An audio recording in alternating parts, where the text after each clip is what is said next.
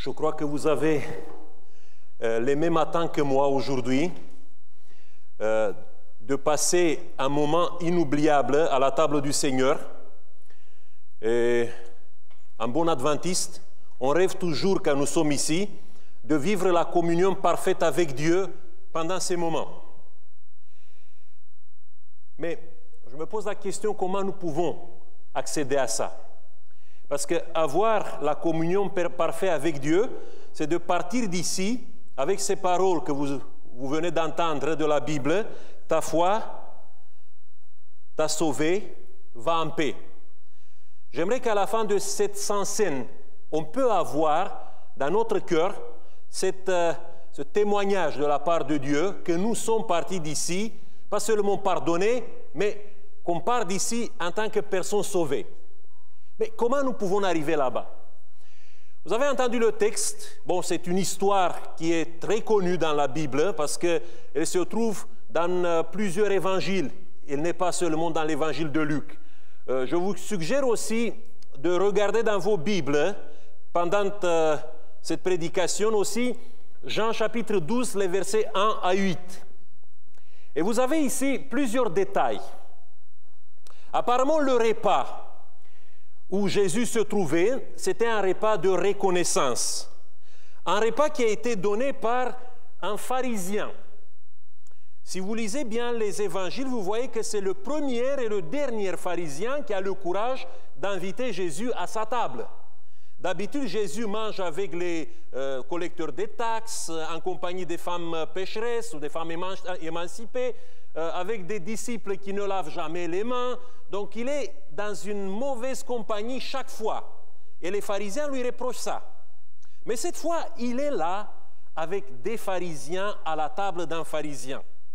Et ce pharisien, apparemment, ne l'a pas invité parce qu'il aimait trop Jésus, mais parce qu'il a reçu un service de la part de Jésus. Parce qu'on a, dans les autres évangiles, on a un détail qui nous dit qu'il avait un surnom. Il s'appelait Simon le lépreux. Ça veut dire que Jésus l'a guéri de la lèpre et il fallait qu'il lui rende le service. Il fallait qu'il introduise Jésus dans la bonne société des grands pharisiens. Pour vous situer un peu dans le contexte, vous savez, au temps de Jésus, on avait une élite spirituelle, morale en Israël, et c'était l'élite des pharisiens. On comptait presque 4000 hommes qui se disaient des pharisiens. C'était les patriotes de la nation. Quand le peuple d'Israël a été menacé d'être hellénisé par l'influence de la culture grecque, ceux qui se sont dressés devant ce phénomène, c'était les pharisiens. C'était les pharisiens qui ont gardé effectivement le judaïsme en vie. Et voilà, il était considéré comme vraiment les maîtres, les personnes les plus fortes au niveau de dans la Torah, dans toutes ces choses-là, au temps de Jésus. C'était l'élite. Et Jésus, pratiquement pendant 3 ans et demi, il a eu toujours des conflits avec des pharisiens. Toujours, il était harcelé par toutes sortes des remarques qui venaient de la part des pharisiens par rapport à ce qu'il faisait, mais aussi par rapport à son entourage.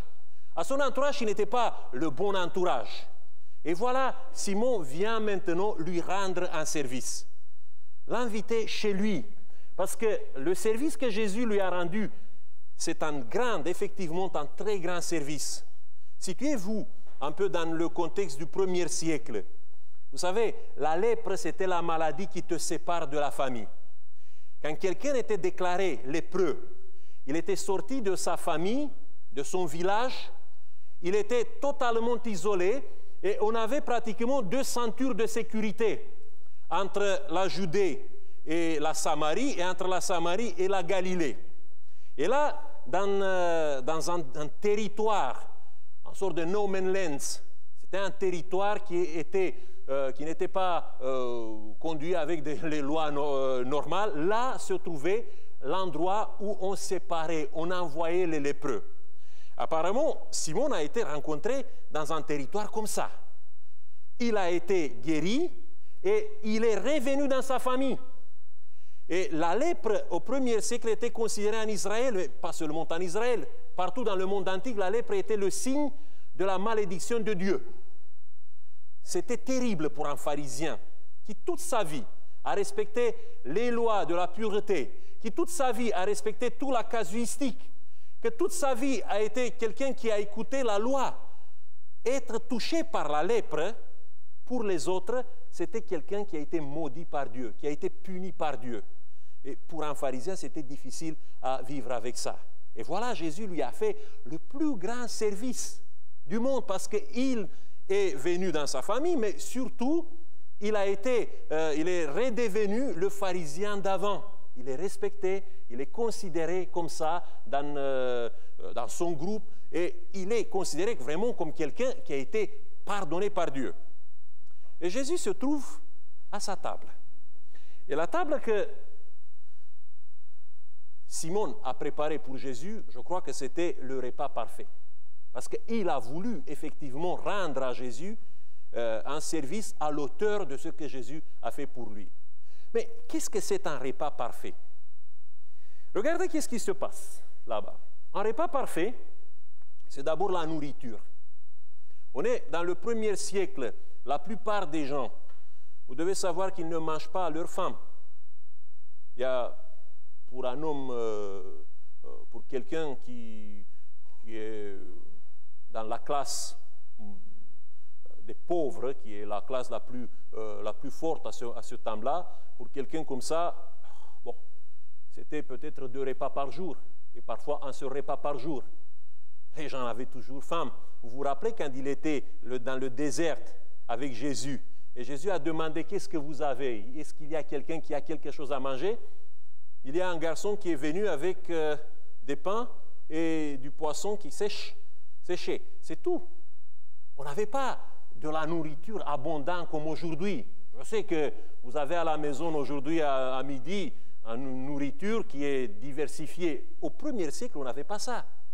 Et quand tu voulais effectivement avoir un repas parfait, c'était la nourriture en abondance. Et ça, on trouvait à la table de Simon. Deuxième élément pour construire un repas parfait, c'était la vaisselle. Il fallait sortir la vaisselle la plus chère que quelqu'un avait. Et vous savez, la vaisselle se construisait pendant quelques générations. On achetait des vases qui étaient chers, des vases en argent, peut-être, il y a des vases peut-être dans des matériaux un peu, des matériaux très rares et très chers, et on avait ça, on gardait ça pour des moments de cérémonie spéciale. Je me rappelle, dans mon enfance, ma mère avait un service de porcelain. On était en Roumanie de Ceausescu, et Ceausescu, il a cessé toutes les importations et il voulait exporter pratiquement tout pour arriver à sortir la Roumanie d'une dette qu'il ne voulait pas. Et à cause de ça, on ne trouvait rien. Et à la maison, on avait juste un service de porcelain. Je n'ai jamais mangé avec ce service à la table. Parce qu'il était réservé pour le pasteur. Quand le pasteur venait pour dormir chez nous, c'était seulement lui qui devait manger dans ce service de porcelain. C'était un peu comme ça. Il a sorti la vaisselle de cérémonie. Il a sorti cette vaisselle qui était très chère pour honorer Jésus avec ça. Pour que les autres voient vraiment que Jésus est quelqu'un qui est très respecté. Et le troisième élément qui donnait la perfection à un repas, c'était les invités. Bon, si on s'assoit à cette table, on voit que les invités sont peut-être des célébrités de la localité.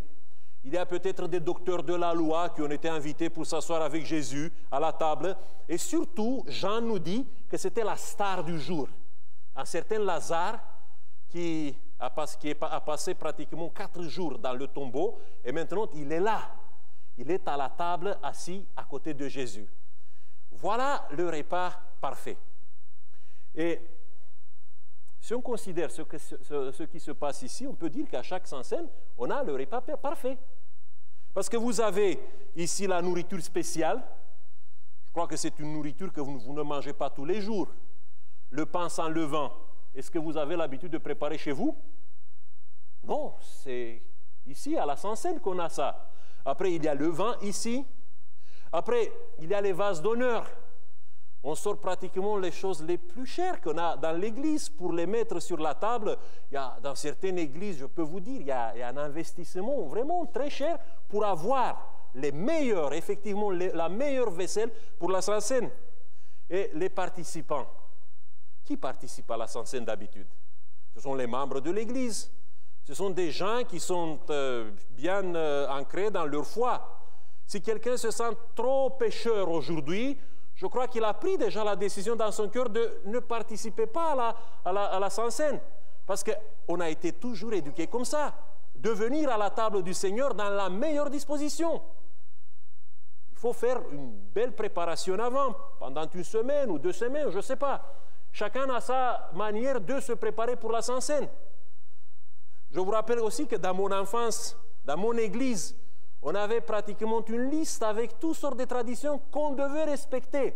Et je voyais ça chez mes parents, qu'ils devaient respecter toutes ces traditions avant de participer à la Sainte-Seine. Et si le matin, ma mère avait une petite dispute avec mon père, elle ne prenait pas la Sainte-Seine. Parce qu'il fallait être propre, bien, quand tu t'approches de la table du Seigneur. Voilà, nous sommes dans cet état. On est à ce moment-là, au moment où on peut prendre le repas parfait.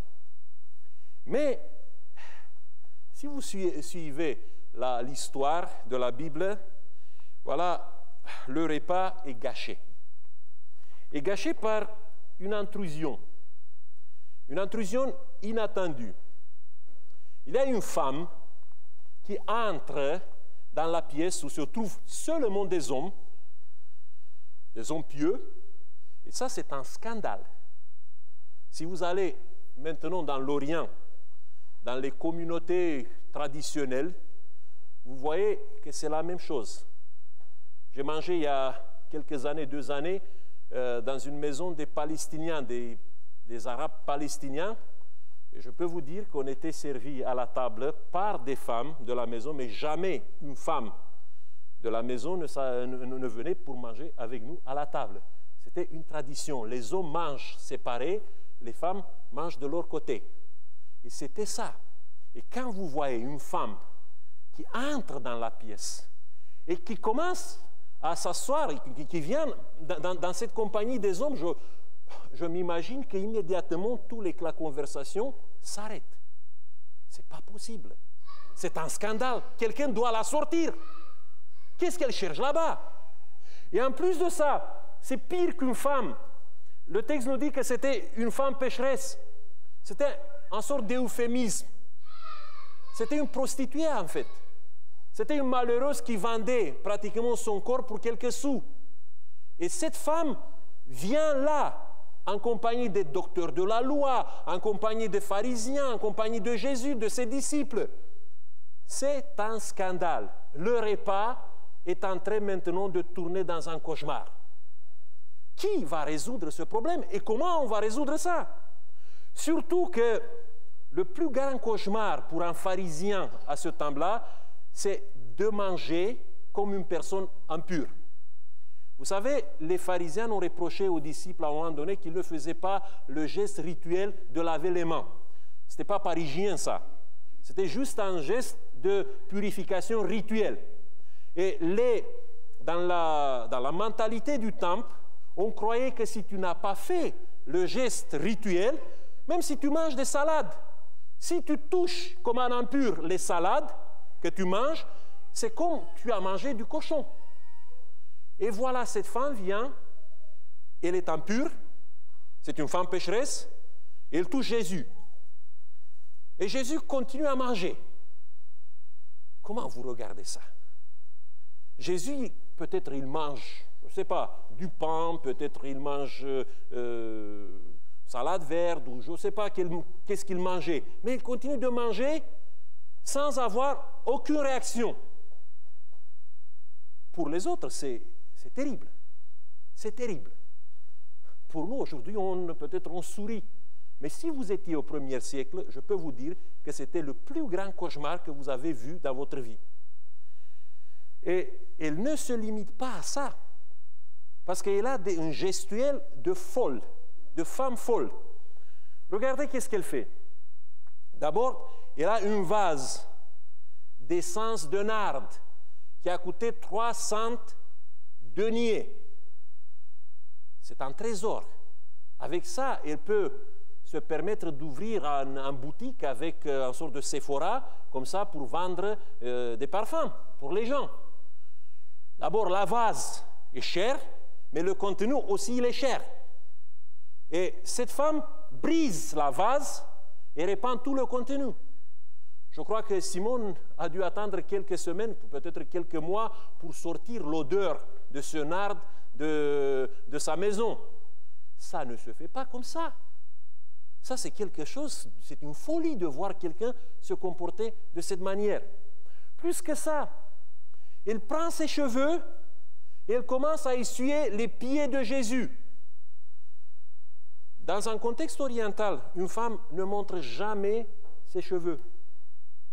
Même aujourd'hui, si vous trouvez des juifs orthodoxes, vous voyez que parfois leurs femmes portent une perruque. Parce que les cheveux, c'est quelque chose de très intime.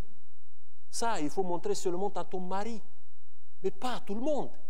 Elle est avec les cheveux en vue de tout le monde là-bas. Et avec les cheveux, elle touche les pieds de Jésus. Ça, c'est un acte d'immoralité. Donc, imaginez-vous, tout a commencé comme un repas parfait et tout ça se termine comme un cauchemar. Et les gens regardent Jésus. Et en premier temps, il n'y a aucune réaction de la part de Jésus. Il ne prend pas cette femme pour la sortir. Apparemment, il s'est accommodé avec ça.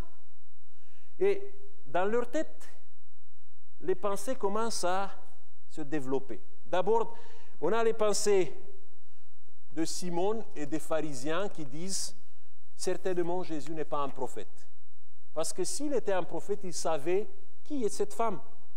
Et dans quel danger il se trouve maintenant.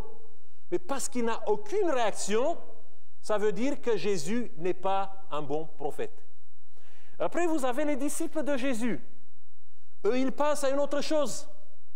Ils pensent aux œuvres de charité qu'on pouvait faire avec ce nard, qu'on pouvait faire avec cette vase qui a été brisée. Combien de pauvres ils pouvaient aider avec ça? Ils n'ont jamais été des gens très riches.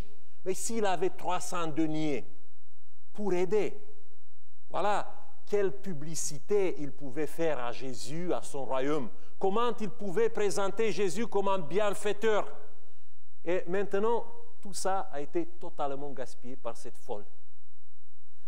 Finalement, Jésus réagit. Et la réaction de Jésus que vous avez entendue dans le texte est une réaction totalement inattendue. Parce que Jésus dit à ceux qui étaient avec lui à la table que cette femme a sa place d'honneur ici plus que personne. Et plus que ça, dans les autres évangiles, Jésus ajoute que les gestes seront loués partout où l'évangile sera prêché. Pourquoi? Pourquoi cette femme était plus digne que les autres de s'asseoir à la table? Il raconte une parabole, Jésus. Et dans cette parabole, il parle de deux débiteurs. Et à la fin, il tire la conclusion en disant que celui qui a été le plus conscient du pardon qui lui a été accordé, c'est celui qui est le plus digne de s'asseoir à la table. Il y avait, en gros, il y avait deux personnes à la table de Jésus. Il y a plusieurs, mais il y a deux personnes qui sont visées. D'un côté, c'était Simon. Simon a bénéficié d'un service énorme. Je peux vous dire, de point de vue humain, qui a été honoré plus dans tout ça? Cette femme pécheresse ou Simon? Parce que cette femme pécheresse, elle était, c'est vrai, une prostituée, mais elle pouvait toujours retourner. Elle pouvait toujours changer sa vie et reprendre sa place parmi les autres. Mais quand tu es touché par la lèpre, même si peut-être tu as fait ta repentance, tu ne peux jamais retourner chez les autres. Parce que ta chair est marquée par la malédiction. Je peux vous dire que du point de vue humain, c'est lui qui a bénéficié du pardon, c'est Simon. Mais celui qui est le moins conscient de ça, c'est celui qui a été le plus pardonné et le plus aidé. Et Jésus dit, voilà, la place d'honneur à la table du Seigneur est donnée par cette capacité d'évaluer, de comprendre le geste et le pardon que Jésus a fait pour nous. Ne venez jamais à la table du Seigneur avec des attitudes d'arrogance. On ne peut pas s'asseoir avec peut-être une gestuelle des personnes qui se considèrent déjà propres, qui se considèrent déjà purifiées. Je ne dis pas qu'on ne doit pas faire toutes les préparations nécessaires, mais si ces préparations nous transforment dans un chrétien ou dans quelqu'un qui vient à la table du Seigneur avec l'arrogance, avec des prétentions, notre place n'est pas là. La place à la table du Seigneur est pour ceux et pour celles qui ont dans leur cœur le sentiment de gratitude, un grand sentiment de gratitude qui ont été sauvés, qui ont été pardonnés par Jésus. Ça, c'est la première condition pour vivre vraiment le repas parfait avec Jésus. Et la deuxième condition, Jésus rappelle que cette femme a été pardonnée. Elle va partir de là en paix parce qu'elle a aimé beaucoup.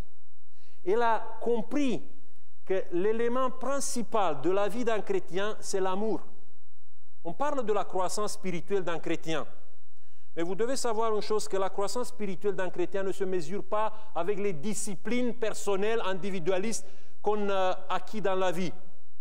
Mais la croissance chrétienne se voit dans la croissance en amour. La capacité d'aimer le plus possible, d'aimer le plus du monde, c'est ça la capacité qui nous donne, c'est ça la qualité qui nous donne la possibilité de s'asseoir à la table du Seigneur. Combien je suis disposé d'aimer? Quand je viens ici, je dois me poser cette question. Le mot utilisé, c'est polyagapé, qui signifie aimer beaucoup, comme vous l'avez dans la traduction, mais aussi aimer plusieurs ou aimer de plusieurs façons. C'est ça l'amour. Cherchez toujours des facettes nouvelles d'aimer les autres, même peut-être les plus antipathiques, même peut-être les personnes que les autres ne les supportent pas. L'amour se voit dans tout ça. Et notre bonheur de partir ici en paix, de partir ici avec le sentiment d'être sauvé, tient beaucoup à cette capacité d'aimer les autres. Voilà les deux conditions que Jésus nous met pour passer aujourd'hui, pour avoir aujourd'hui le repas parfait. Il ne faut pas qu'on vienne ici avec cette attitude d'arrogance. Nous sommes ici dans la condition d'un pécheur qui a été sauvé, qui a été pardonné par Jésus, qui a reçu un service énorme, extraordinaire. Jésus nous a sortis de là. On n'a pas le droit de venir ici avec l'arrogance, avec l'orgueil, pour nous asseoir à la table du Seigneur. Et la deuxième chose qu'on doit comprendre d'ici, on ne peut pas partir d'ici avec une autre décision que la décision d'aimer le plus possible, de plusieurs façons et le plus du monde. Ça, c'est la décision que Jésus veut mettre dans nos cœurs au moment où nous venons à sa table. Voilà pourquoi je vous souhaite aujourd'hui de passer vraiment la communion parfaite, le repas parfait. Malgré peut-être une compagnie que vous regardez autour de vous et que parfois vous n'aimez pas. On n'est pas ici pour juger qui vient à la table du Seigneur, pourquoi ils viennent à la table du Seigneur. On est juste pour ça, pour rendre notre gratitude à notre Seigneur et pour apprendre comment nous pouvons aimer le plus. Que Dieu nous bénisse. Amen.